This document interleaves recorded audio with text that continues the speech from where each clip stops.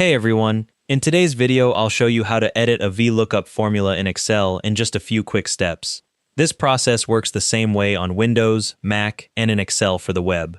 First, click on the cell that contains the VLOOKUP formula you want to edit. When you select it, you'll see the complete VLOOKUP function appear in the formula bar at the top of your Excel window. The cell itself might just show a value, that's the result, but the formula bar displays the actual formula. Now press F2 on your keyboard to enter edit mode. You'll know it's worked when you see the cursor blinking in the formula bar and the cell becomes editable. F2 is the quickest way to do this because you keep your hands on the keyboard. Next, position your cursor at the specific part of the formula you want to change. Use the left and right arrow keys, or just click with your mouse to get to the right spot. The VLOOKUP formula has 4 arguments: the lookup value, the table array, the column index number, and the range lookup setting. Navigate to whichever one you need to modify. Now make your edits.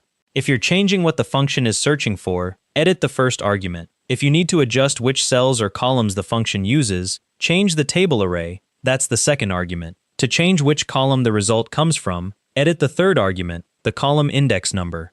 And if you need to switch between exact match and approximate match, that's the fourth argument, where you'd use false for exact or true for approximate. When you're done editing, press enter. Excel will exit edit mode and the cell will display the new result based on your edited formula. The formula bar will show the updated formula when the cell is selected. Here are a couple of important tips.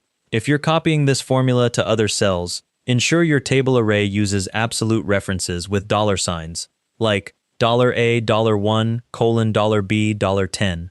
You can add those $signs quickly by positioning your cursor at the cell reference and pressing F4. Without absolute references, the range will shift when you copy the formula and cause number A errors. Also, if your edited formula returns an error, double-check that your table array still covers all the cells you need. And there we go. Editing a VLOOKUP formula done. Thanks for watching.